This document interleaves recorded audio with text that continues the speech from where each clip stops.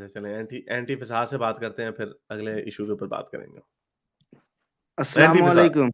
ओह! वालेकुम अस्सलाम। यार आप मेरे प्यारे भाई आप मुसलमानों वाले नाम रखा करें ना ताकि हम आपको जल्दी-जल्दी लिया करें। नहीं, नहीं, मैं मुसलमान तो हूँ लेकिन मुस्लिम में बहस करने नहीं आता हूँ मैं। मैं जानता हूँ कि मैं हार जाऊँगा या फिर नहीं, कोई नहीं। आप खोल नहीं, नहीं हार-जीत की बात नहीं कर रहा, मैं आपको कह रहा हूँ आप हमारे मुसलमान भाई हैं, हम आपको वेट नहीं करवाना चाहते। जी, शुक्रिया, थैंक यू। नहीं, मैं आपसे बस 2 सवाल करने आया था, बस मुझे मौका दीजिए। जी, जी, ज़रूर सर। पहला तो पठान के बारे में कि फिर से बॉयकॉट होने लगा है उनके कपड़ों पर। मतलब अभी करनी है उसके ऊपर बात। आप भी बड़े शरारती हैं, आप आके बात आप छोड़ कर देते हैं। तो चलो जी इसके ऊपर थोड़ी-सी बात कर ही लें फिर। पठान का मैंने देखा कि बॉयकॉट पठान कंट्रोवर्सी अच्छा जी, मैंने इसके ऊपर थोड़ी-सी बात की कि ट्वीट मैंने डाली और हमारे जो हिंदुत्व के जो लोग हैं, फौरन पीछे पड़ जाते हैं हर चीज़ के ऊपर। और आप लोगों ने देखा होगा मैं आजकल इनके ऊपर कम बात कर रहा हूँ क्योंकि अब I'm least interested in कचमचोला in this गंद।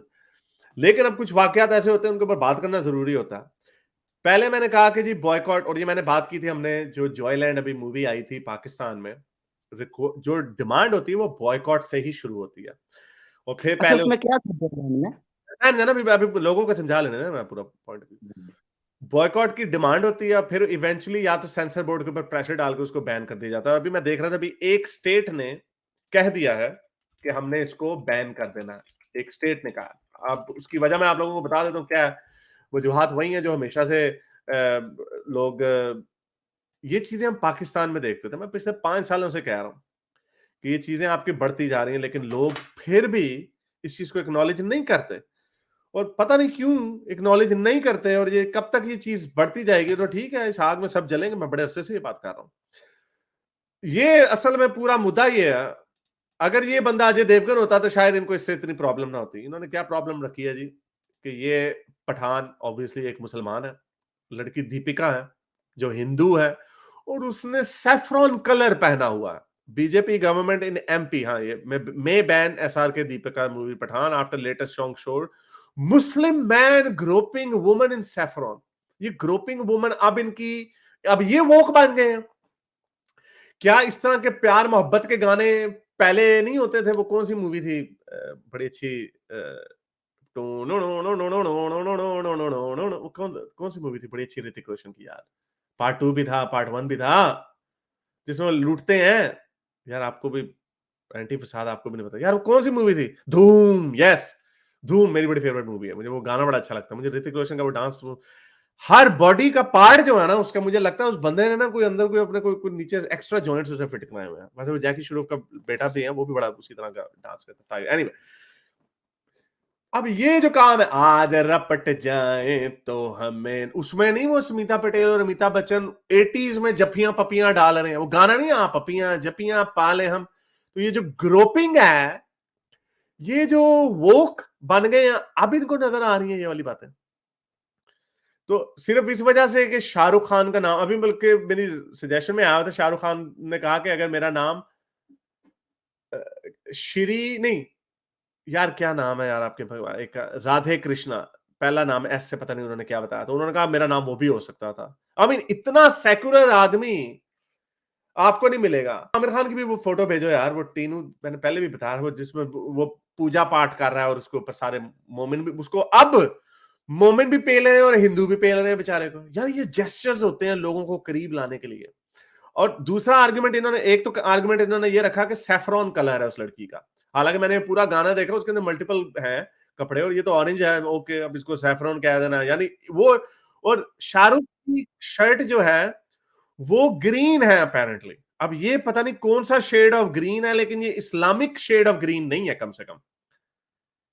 इस्लामिक ग्रीन जो होता है वो बड़ा ब्राइट किस्म का जो पाकिस्तान का जो झंडा है वो होता है। अब ये शाहरुख ने वो तो नहीं पहना। अब ये कह रहे हैं सॉफ्ट सिग्नल भेजा जा रहा है कि मुसलमान शाहरुख पठान मूवी में भी वो पठान मुसलमान ही होगा और वो एक हिंदू लड़की उसको सैफ्रॉन कमीज पहनाई है। यानी वो कहना ये चाह रहे हैं कि एक मुसलमान एक हिंदू को हिंदू लड़की के साथ डिंग डोंग कर रहा है ग्रोप कर रहा है।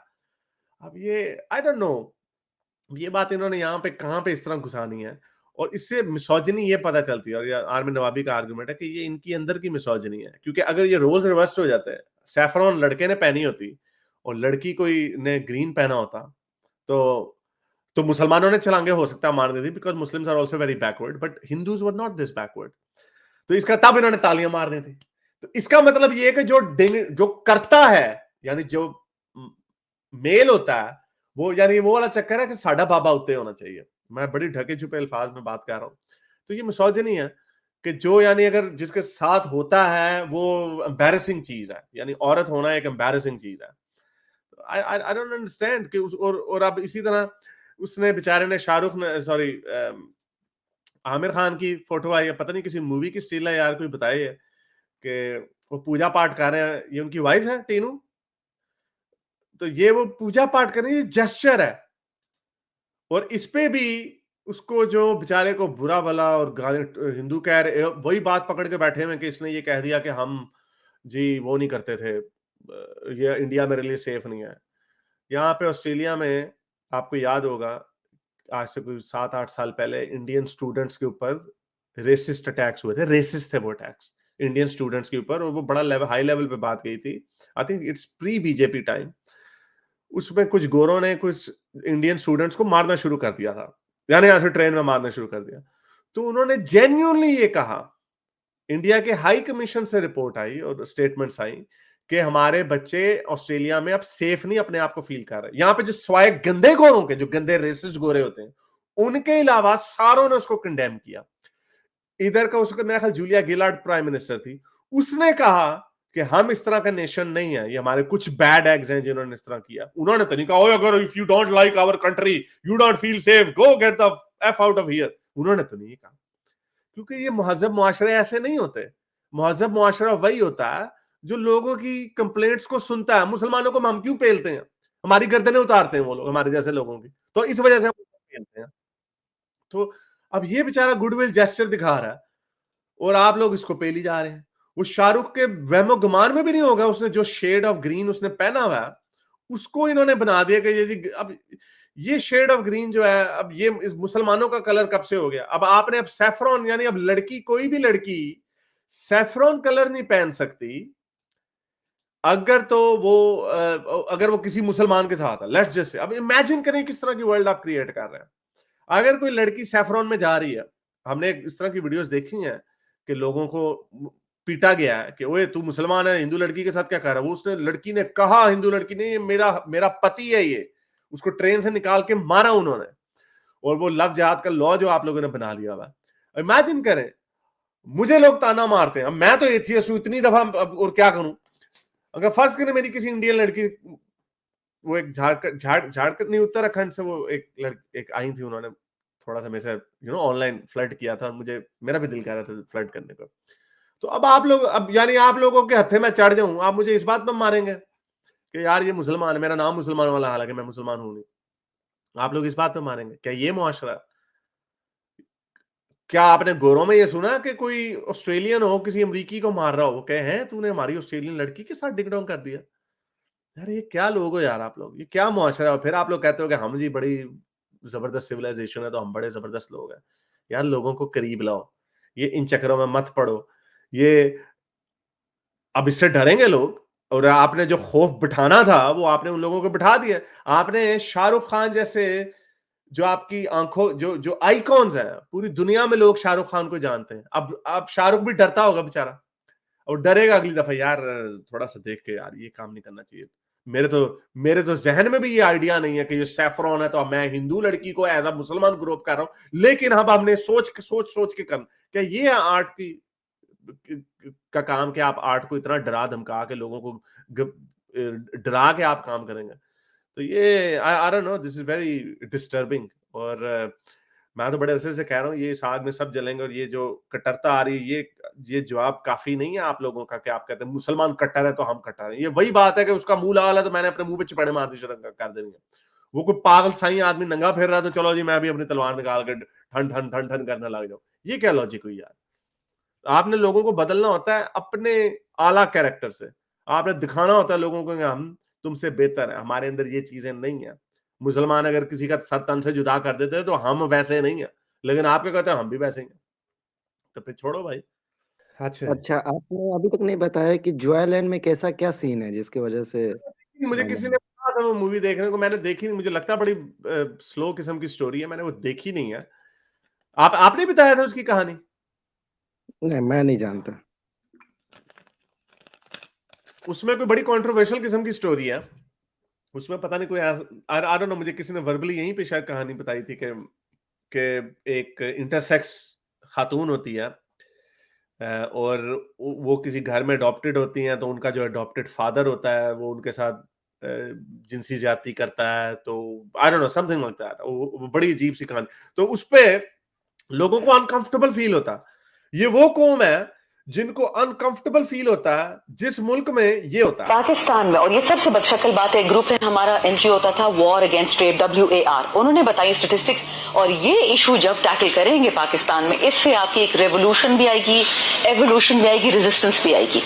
गायनेकोलॉजिस्ट से पूछा जाता है, बच्चियों से पूछा जाता है कि रेप किसने किया, 82% परपेट्रेटर्स वालिद, चाचा, ताया, दादा, नाना, मामू, फूफा उसके बाद आते हैं ये लोग। भाई जब बच्चियां आती हैं गायनेकोलॉजिस्ट के पास, वालिदैन को लेके आती हैं, ये नहीं कि पुलिस लेके जाए थाने कि मेरी बच्ची का रेप हुआ है, कहती नहीं जी बात वालिद ने की है तो अब मैं अपने खावन को तो नहीं छोड़ सकती। तो क्या करती है, वो उसकी अबॉर्शन करा देती है और फिर कहती है जी मेरे वालिद तो मेरा दुपट्टा नहीं उतारा। मैं इस पे 3 साल मैंने इस पे काम किया और ये इतना बदशक्ल फैसेट है इस सोसाइटी का। मैं बार बार सोसाइटी की बात कर रही हूँ। चलाइए बड़ी दफा ये वीडियो। तो 83% रेप जो है, 82% क्लोज फैमिली मेंबर से होते हैं। यस, तो ये अनकंफर्टेबल चीज है, ये कोई भी तसव्वुर नहीं करता। मेजोरिटी ऐसे काम नहीं करते, वो तसव्वुर नहीं करता, नहीं ये कैसे हो सकता। वो हम लोग क्या करते हैं जी, हम लोग कहते हैं मैं अपनी फैमिली में नहीं जानता किसी को, मैं नहीं जानता, so therefore it doesn't happen. हालांकि हो सकता है आपकी क्लोज फैमिली में भी ये काम हो रहा हो, क्योंकि ये इतना इस किस्म का काम है। तो ये आपके मुआशरे के फैसेट्स हैं। आर्ट वो वाहिद चीज है, मूवीज, इसलिए मैं जो आर्ट होता है ना, जैसे मूवीज होती हैं, उनके उनके ऊपर इस तरह की कोई कदगन नहीं होनी चाहिए। और ये फॉरन पाकिस्तान में, let's just talk about Pakistan. Pakistan वो जी मुल्क का नाम डुबा रहे हैं। वो एसिड वाली एक स्टोरी आई थी, मूवी बनी थी, उसको I think Cannes film festival में शायद वो फीचर हुई थी, या it got featured somewhere, I can't remember. उसको अवार्ड्स मिले थे कुछ, मेरे ख्याल ऑस्कर मिला था।